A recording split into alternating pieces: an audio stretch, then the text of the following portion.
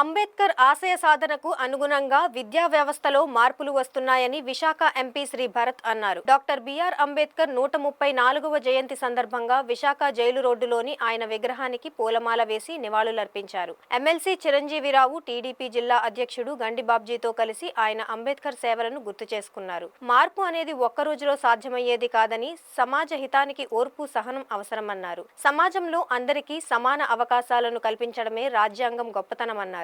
అనంతరం టీడీపీ జిల్లా అధ్యక్షులు గండిబాబ్జీ మాట్లాడుతూ అంబేద్కర్ దేశానికి అందించిన సేవల్ని జాతి మరిచిపోదన్నారు.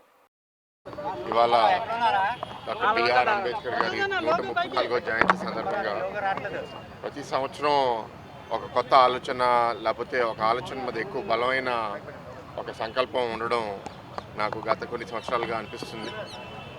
ఈ సంవత్సరం నాకు వచ్చిన సంకల్పం ఏంటి అంటే, ఇవాళ ప్రభుత్వంలో ఉన్నాము అండ్ విద్యా వ్యవస్థని కూడా మార్చే అవకాశం ఇవాళ ప్రభుత్వానికి వచ్చింది.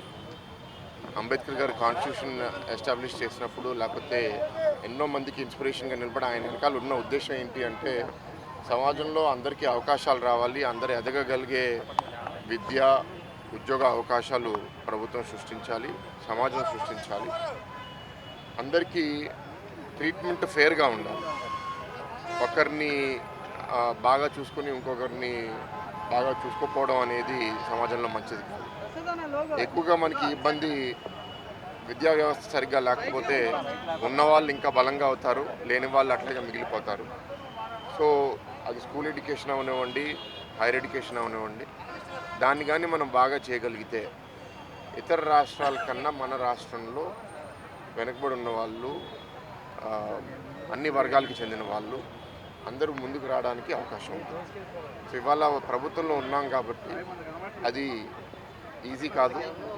చాలామంది, అందుకే మీడియా మిత్రుల ద్వారా కూడా కోరేది ఏంటంటే, చాలామంది అనుకునేది ఇన్స్టెంట్గా అయిపోవాలి అని, ఇవాళ అనుకుంటే రేపు ఫలితం వచ్చేయాలి అని. అది అవ్వదు. ఇన్ఫ్యాక్ట్ అంబేద్కర్ గారు కాన్స్టిట్యూషన్ రాసినప్పుడు కూడా ఆయన కొన్ని విషయాలకి అన్నాడు, ఇది 50 సంవత్సరాల తర్వాత, అది ఇది 70 సంవత్సరాల తర్వాత. సో ప్రభుత్వం జనాలు మాకు ఇచ్చేది 5 ఏళ్ళ టైమే. సో అంబేద్కర్ గారు మేము స్ఫూర్తిలో తీసుకున్నప్పుడు మేమేదో తాత్కాలికంగా సంవత్సరం 2 సంవత్సరాల కోసం కాదు, ఇవాళ పునాదులు వేసినా సరే ఫలితం రావడానికి 5 ఏళ్ళలో 10 ఏళ్ళలో పట్టచ్చు. కానీ అలాని మేము భయపడి వెనకడికి వేయకూడదు. సమాజానికి ఏం మంచిదో అది బాగా దాని మీద ఒక ప్రక్షాళన చేసుకుని నిర్ణయం తీసుకుని ఆ నిర్ణయం మీద నిలబడి ఉండి చేయాలి. సో దానికి కావాల్సింది జనాల నమ్మకం, ఓర్పు, సహనం.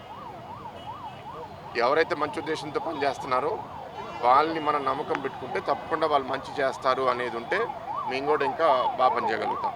అందరి నుంచి కోరుతున్నాము, అంబేద్కర్ గారే మాకు స్ఫూర్తి. ఆ విషయంలో ఆ ఇన్స్పిరేషన్తో సమాజంలో ఈక్వాలిటీ ఎట్లా తీసుకుని రావాలనే ఉద్దేశంతో నేను పనిచేస్తాను. Thank you. 134వ జయంతి సందర్భంగా మరి ఈరోజు ఇక్కడ మీ అందరికీ తెలుసు, పూలదండలు వేయడం జరిగింది. మరి ఆయన ఈ దేశానికి చేసే సేవలు మీ అందరికీ తెలుసు.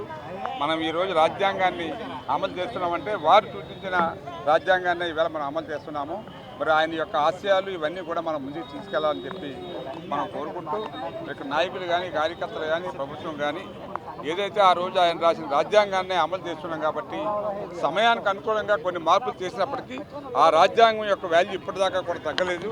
దాన్ని మనం అందరం కూడా చూసా తప్పకుండా పాటించి ఈ రాష్ట్రాన్ని, దేశాన్ని అభివృద్ధి చేయడానికి మనం అందరూ సహకరించాలని చెప్పి కోరుకుంటున్నాం. Thank you.